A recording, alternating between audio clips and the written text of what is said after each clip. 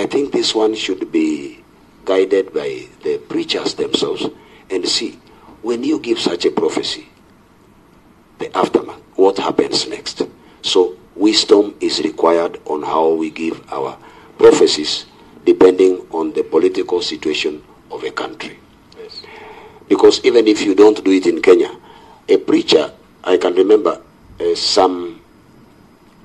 when did we hold our election? Last year. Yes, yeah. Before our election, even a preacher from outside Kenya came and he put on the flag of Kenya and he said, this will become the president of Kenya. So when we handle this, sobriety and carefulness, what is the political environment of this country? So that we don't ban the country tomorrow. That's what we require.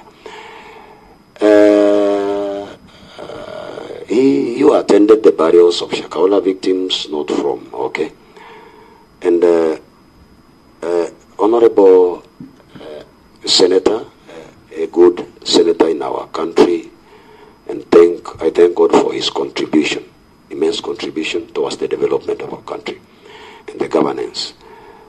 Saying it is presumed your attendance to those burials, I've put it clear, I've never attended. Yes. And when we talk about this boy, Mangi,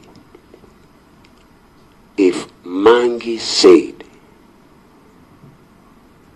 Chair, Pastor Ezekiel presided over the burial of my father, because when that person was dying and being buried and he said Pastor Ezekiel presided, Mangi was there.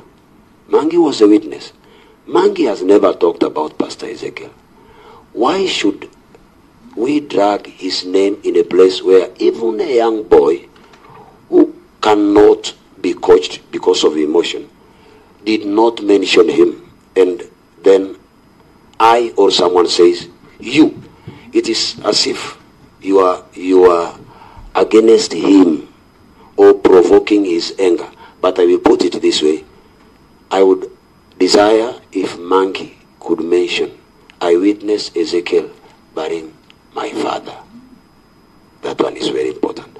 And let us not do things or say things that will hurt those who are our brothers and their victims, or make people think that, oh, it is true, he was there.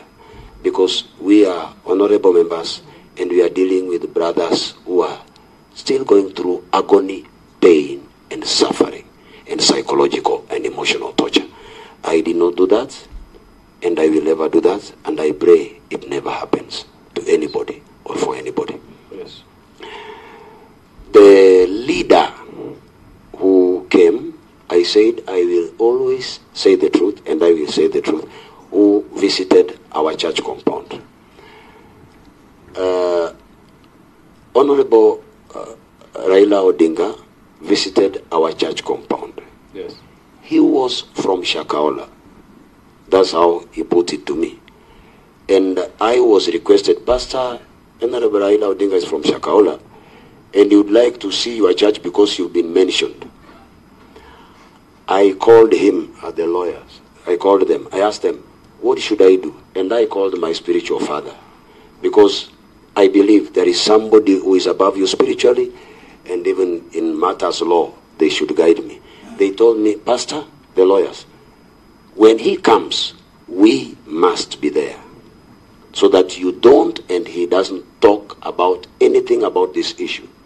And my spiritual father told me, if you tell him not to come, it means you are hiding something. So allow him to come, but follow the rules of the court. So I said, because I have nothing to hide, sir, just come. He came, and I took him everywhere. And he was there. Even when we were talking, he was there.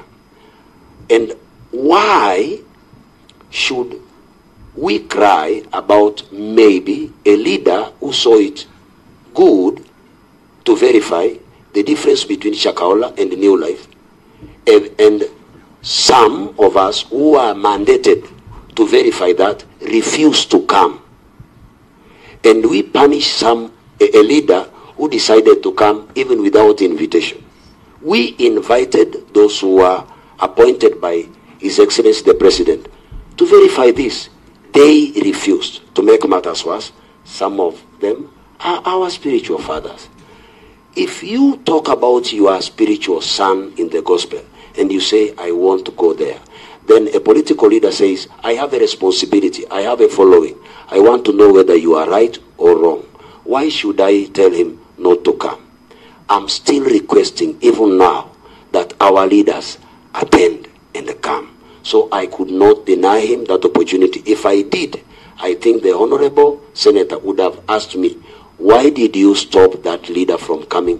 What were you hiding? And that is why I allowed him through their advice and his advice for clarity and openness.